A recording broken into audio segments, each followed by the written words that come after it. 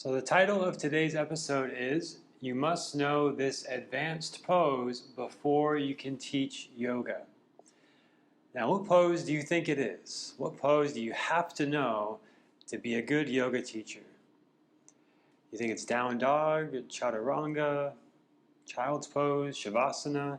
These are good guesses, but what I'm talking about today is actually, this is a direct quote from somebody I talked to years ago who said, I can't be a yoga teacher because I don't know how to teach or practice scorpion pose. And if you don't know, scorpion pose is an advanced arm balance where your legs are overhead.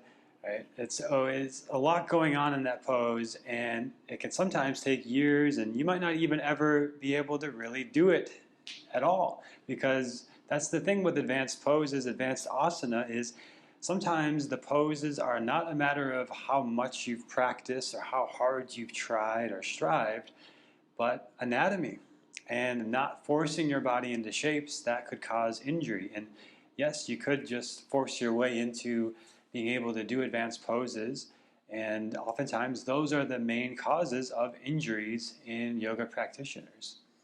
So if we're injuring ourselves to do yoga, now we've gone into the realm of athletics and sports and competition, which is totally okay. It's just a different realm. And if we're practicing yoga, which is the cessation of the fluctuations of the mind so that we can abide in our true self and witnessing awareness and be non-reactive to our lives and choose how to respond to life, that's a completely different thing than I must do this pose, right? And to be able to teach yoga, if you're going to teach the cessation of the fluctuations of the mind, etc., and all that stuff from the source text of yoga, you can do that whether you're in scorpion pose or handstand or crow pose or chaturanga or up dog, down dog, or just sitting in sukhasana like I'm doing right now. And you could even say, you know, this isn't so comfortable to sit in sukhasana, so I'm going to sit up on a block. So I'm using props to make it easier, more accessible, and for a complete beginner, even easier for a complete beginner who's never done any yoga, they could access this pose more easily. So in some version of sukhasana, everybody can do. And if you can't sit on the floor, you could sit in a chair, you could sit on a bed, you could sit somewhere and notice your awareness of your thoughts and your mind. And that is the yoga practice. So do we need to know scorpion pose or any other pose really to do yoga? My suggestion is no. Now, with that said, being able to do advanced poses is fun and it's interesting and it keeps things interesting. And if you've been practicing for a while, sometimes it helps to have a little more going on because your body is more capable, and to just sit in sukhasana is great. But if you want to challenge your body and explore your physical limitations and improve upon them over time, increasing your flexibility, your strength and balance, then that's where we can explore advanced asana from that foundation of it's really just for exploration and pleasure and fun and enjoyment and creativity. And it's not because I don't have to be in scorpion pose to be in a meditative state of mind. And in fact, for a lot of people, scorpion pose would be extremely stressful because you're just worried about falling and it's hard to breathe and there's a lot going on. But if you can progress through maybe forearm balance, or let's even say dolphin pose to forearm balance, and those of you watching the video, you know, I can demonstrate things here a little bit. So, you know, dolphin pose, forearms are down, like down dog, and then you can work towards the walking the feet in and maybe kicking the feet up towards going towards the forearm balance, and then maybe eventually towards other inversions. So it's a progression, right? And if it's hard enough to do forearm dolphin pose on the forearms, then it's going to be a lot harder to go anywhere else, right? So if that's already causing shaking and sweating to hold the forearms down in dolphin pose, stay there and you work on that, and your body becomes fortified, your fascia adapts, your bone density increases from weight bearing, your muscles become stronger, more flexible. Then you can hold that pose easier with taking relaxed breaths, with a calmer state of mind. So then the next advancement of the asana, adding more challenge, progressing the pose, you work up the same way. So at a certain point, you're kind of maybe shaking, sweating, hard to hold the pose, and eventually you do it enough and it becomes easier. You're not shaking, you're not trembling, you're not sweating, and it's more, you can get more into that meditative state of mind. So we slowly expand our capacity. And that's really what we're teaching and practicing. It's not just getting into the advanced shape, because lots of people can, without really even trying, well, not lots of people, but there are people who are just naturally flexible. And maybe people who did gymnastics when they were a child, so their whole body was formed and shaped for big extreme shapes like big back bends and wheel pose and even scorpion pose and things like that. So for them to get into a big advanced pose, it doesn't take any real effort because they had that from a young age, and they could be completely distracted while they're doing it and not be present, not be aware of their thoughts, their breath, their body, and not really practicing yoga, but just practicing sort of exercise and movement, which is great, but it's a different thing than the yoga practice of awareness of the thoughts, breath, and body. So the real belief here that we're challenging is that we have to be able to do certain poses to be teachers, or we have to be able to do certain poses for it to be yoga, to have something to teach. And another layer of this is the belief that only master level people can even be teachers. And the reality is that you listening to this probably know more about yoga than about 88% of yoga practitioners. Where do I get that number from? Well, the stats show that there's over 300 million people practicing yoga in the world, at least, probably more than that, especially in India, where there's not a whole lot of clear statistics and as much structure and organization of like numbers and organizing everybody, categorizing people like we have in the U.S. But at least 300 million people, that's a lot of people, that's almost the whole population of the U.S. practice yoga, but only 12% of them identify as advanced practitioners.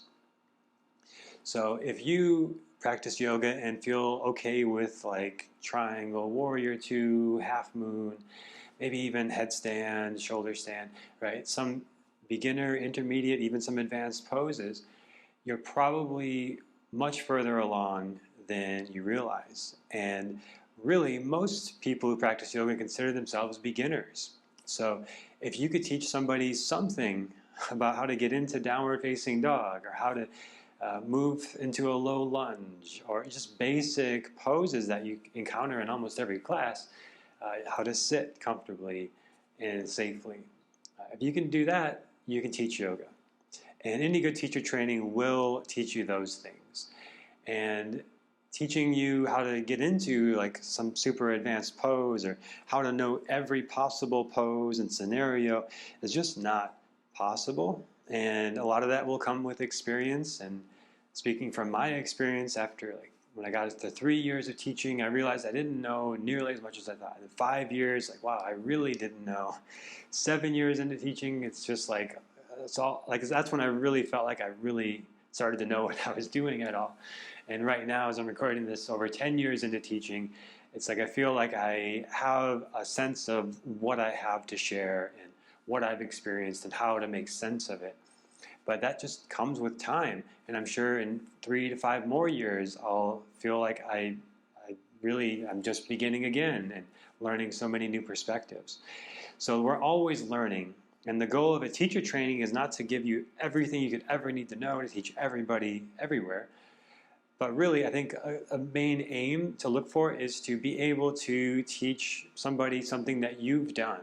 So if you know how to get into down dog, or step into a lunge, or Surya Namaskar, or to sit in meditation to some degree at all, even just like, oh yeah, notice your breath, right? I can remember to tell people to notice their breath because I find that helpful for myself.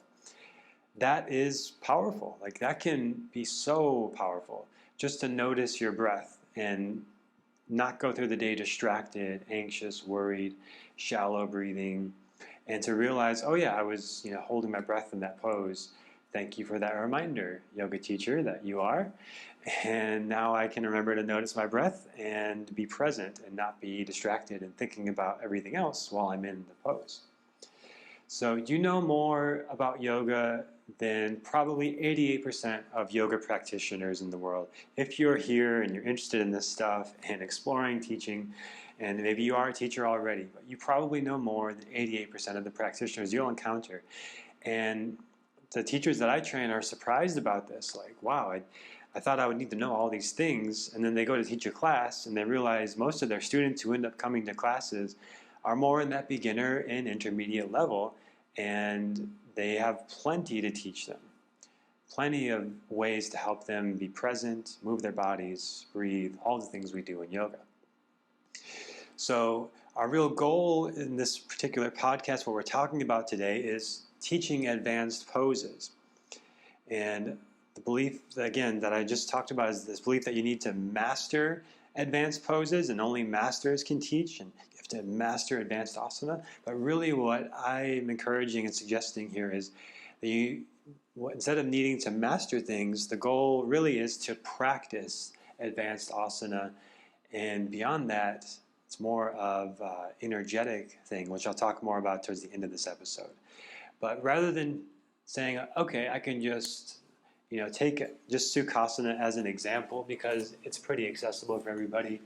So Sukhasana, I'm in the pose, all right. I could say I've mastered it to a degree because it's pretty accessible and I know what's happening in my body. I can be present, all those things. And actually, if that comes easy to you, that can actually be a bit of an impediment because it's like, okay, what else do I say? You just sit cross-legged. That's Sukhasana. Now imagine if you're like, I've worked with clients like this where they start the practice trying to get into Sukhasana and their knees are up really high, their back is rounded, right? Maybe they had a major injury. This one older man I worked with had an injury from his horse, and he could not sit in Sukhasana comfortably at all. So his knees were really high, his back was rounded. So what was the first thing that I suggested? You could guess maybe. Rather than trying to force his knees down, trying to force his spine into extension, I put a block under his tail, like I mentioned earlier. So now he's sitting up higher, so that makes it a little easier for his knees to lower down. And his knees didn't lower all the way to the ground yet, but they lowered a little bit. And then I had him do a little pelvic tilts to become aware of his pelvis and then find a little extension in his spine. Right, so why am I saying all this? Because I broke down the pose into its basic components of anatomical movements. So rather than needing to say, like, okay, I know Sukhasana, I've mastered that pose, I can just get into it, this is it. Look at me, I'm doing the pose perfectly on the floor, or cross-legged, easy. And this is what you do, so just do what I'm doing. Right? That's not teaching anything. That's almost sort of just like something you just are gifted with. Right? If there's poses that came really easy to you, like maybe down dog or child's pose or whatever, then those poses in some ways are actually harder to teach because it's almost this unconscious competence. And we want unconscious competence where I don't have to think about it, I just know how to do it. In our practice, we want that. We want to get to that level. But it's even more potent when we get to that level through the other three stages that often precede it. And maybe you've heard this idea before. So these 4 stages. So the first stage is unconscious incompetence. I don't know what I don't know. That's before you ever did any yoga. You never heard the word down dog. You never heard of warrior 2. You don't know any of those poses. You never felt your back activating or your legs activating. Like you didn't really have any body awareness, no breath awareness. Your mind is just like a wild horse all day, running around. That's unconscious incompetence from a yoga perspective. Then the next step is conscious incompetence. So now you become aware that you didn't know a lot of things. And that is kind of what I was talking about as a yoga teacher. You keep going through these phases of like, oh wow, I didn't know, or now I know that I didn't even know that. So conscious incompetence. And that is the next step of learning the poses, where it's like, oh wow, I didn't know this was happening in the pose, or that's happening, or this is the anatomical movement, this is the alignment. And you practice that for a while, and then you develop a conscious competence, where it's like, okay, so I'm getting into Sukhasana, so I want to find a little tilt of my pelvis, my spine extends, my knees are lower than my hips ideally, so I might want to sit up on a block, so that helps with that. Okay, I got that part. All right, notice my breath. Okay, I'm doing that. Find a little length in the spine. Good, shoulders relaxed. All right, so you're kind of reminding yourself of all these things. Maybe you have a good teacher who's telling you all these things, and maybe you start to pick up on them as a teacher to be able to share those with others. And then at a certain point, you've done that enough with repetition, and that's practice, repetition.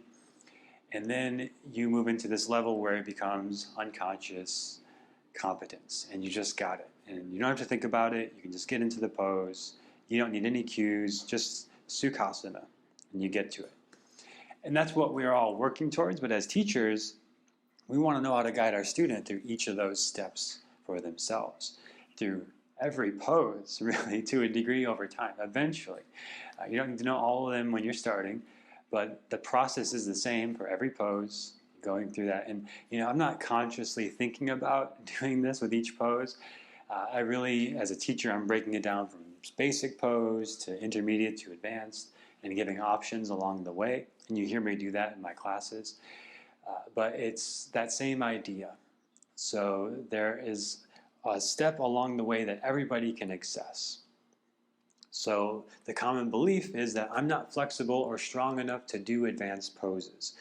So I want to do an advanced pose, which in this case from Sukhasana, a more advanced version would be full lotus. So I just go into the pose with no explanation, and then I'm in the pose, and somebody might look at that and say, well, I'm not flexible, I don't have that mobility in my hips, I can't do that. And that may be true to some degree. And it's also true that regardless of your flexibility, your mobility, every pose can be broken down into basic steps. And one of those steps will be accessible to everybody. So, okay, full lotus doesn't work. Let's try half lotus. Take one of those legs away from the equation and see how that works. Okay, that doesn't work. Let's try Sukhasana and go there. All right, Sukhasana doesn't work. Let's go and add a block under the tail. All right, a block under the tail doesn't work. Let's try 2 blocks. And I did this with that client I was referring to. 2 blocks was actually where we started. We worked down to 1.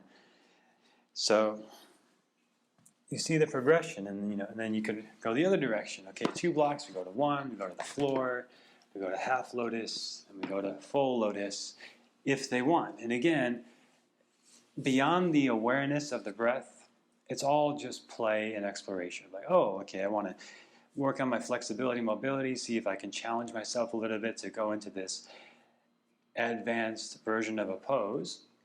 But really, the ultimate truth is, that the most advanced practice is energetic. It's not physical. So if you can read energy, and you can sense that by looking at somebody, you can sense that maybe if you pick up on my energy, that I feel the same personally when I'm in full lotus as I do in half lotus, as I do in Sukhasana, as I do in Sukhasana with 2 blocks under my tail. Because it's the same energy regardless. It's the energy of yoga, of presence, of awareness of breath. Now, there are poses, like if I try to go to scorpion pose, where I don't have that. Right? And I've been practicing for 12 plus years at this point, and scorpion is not something that I've ever really practiced. And so right away it just kind of defies the whole premise of this episode of what that person I mentioned brought up. That you have to be able to do scorpion pose to be a yoga teacher. Right? And that's something I've just never focused on because it's a cool pose, it's fun, it's a back bend plus a forearm stand. I like the forearm stand, I like back bends, but it's a riskier pose that combines those 2 shapes. And ultimately, the energetics of it is just not something I've really drawn to. It's like, fine. If I wanted to do it, I would pursue it. But It's just not something that I feel like I need to do or have to do or that interested in, because I've never got into yoga for the athletics or the competition of it. But some people do, and that's great too. For me, it was more from the meditation perspective and the embodiment perspective. So I really like just sitting in meditation, and I like simpler versions of poses, and I don't care too much about massive end range of motion in poses, which is totally fine if you do. But just know, like, that is not necessarily better yoga or more yogic or even less yogic. It all depends on the state of being that you can cultivate in any of those shapes, in any of those poses. And you could find it in a supported Sukhasana, Sukhasana, lotus, any pose that is accessible for you. And sometimes there's poses that are inaccessible you work up towards. Headstand was not accessible for me immediately, but it came pretty quick. And then other poses like Kundanyasana, arm balance, it took a while. And now it feels that same sort of freeing, fun, open, present, playful energy and mindful energy. And then some don't. And that's okay too. And I could work up towards those, and you could teach your students to work up towards those as a challenge to explore or not. Right? So you always have the option, and it's never that you have to do anything in yoga, really. If you can get into the state of presence in the pose, then that is it. And to really define what advanced is versus beginner or intermediate, really at this stage we're all advanced. If we're talking about energy, we're talking about poses, we're all advanced, because beginner by definition means just starting. Now if you're just starting to teach yoga, you are a beginner. In that first maybe 6 months to a year, yes, you are a beginner teacher. But if you've been practicing longer than that, you're no longer a beginner student, by definition. Intermediate means in the middle. Now, in the middle of how long are you going to be doing this? So, by definition, intermediate means in the middle. So if I'm going to be teaching, practicing yoga for 50 more years, I'm not even close to the middle yet. So you could say, or I could argue, I'm still in the beginning. And there's truth in that. But compared to maybe the beginning of learning what down dog is, learning the names of the poses, I'm pretty far along, advanced in knowing the pose names, and maybe you are too. And as far as like knowing how to do the poses, you're probably pretty advanced. Again, you probably know more than 88% of other practitioners. And the definition of advanced means far on or ahead in development, or to move forward purposefully. So if we're continually moving forward purposefully in our practice, we're always advancing our practice. And if you are far ahead in your development versus where you started or where a complete beginner might be, then you are advanced in your practice. And then to practice these things is to repeatedly exercise these things to acquire a skill. So that's the thing that is often lacking or missing when you're practicing yoga or looking for teachers or trainings, is you want to be repeatedly doing certain things to acquire certain skills, which might be learning anatomy, learning alignment, learning the movements of the spine, the movements of the joints, things like this. So you're learning skills, and you want to always be acquiring skills as a teacher. And in my teacher training, it's a series of skills that you develop. There's 10 core competencies that I teach about, and everything falls within that, and it fits it really nicely in there. But you want to be learning skills. You don't want to just be repeating classes or doing random poses or interesting sequences. In the way I teach, there's always certain things I teach every time in my yoga classes, and I encourage you to do that as teachers, like the foundational things, but then you add these skills that you're focusing on to develop from unconscious incompetence, don't know what I don't know. It's where you introduce a concept to your students of like, okay, we're going to learn about the external rotation of the shoulders today, or we're going to learn about the pelvic tilt in Sukhasana and how that applies to other poses. Or we're going to learn about how to use blocks effectively in our poses to make them more accessible, and so on. Right? And then you introduce that concept and you help your students move from unconscious incompetence, don't know what they don't know, to eventually unconscious competence, where they don't even have to think about it, they know the poses, they know the actions, they are there, and they can be in the state of yoga in all these different shapes. Whether it's more of a beginner kind of pose that's more accessible for all levels, or an advanced pose that is progressing your practice further on and takes a larger amount of practice and skill development to get to know how to be doing 5 different things in one shape, like we're doing in arm balances, or in poses like scorpion pose that have so much going on. But we can always break it down step by step, and one of those steps will be accessible to everybody. So if you find this helpful and this approach helpful, you can learn much more like this and what I teach inside the Quietmind Yoga Teacher Training and my offers there at the quietmind.yoga website for teachers. So thank you for checking this out. Hope you have a great rest of your day and look forward to sharing more with you soon on the Yoga Teacher Training podcast.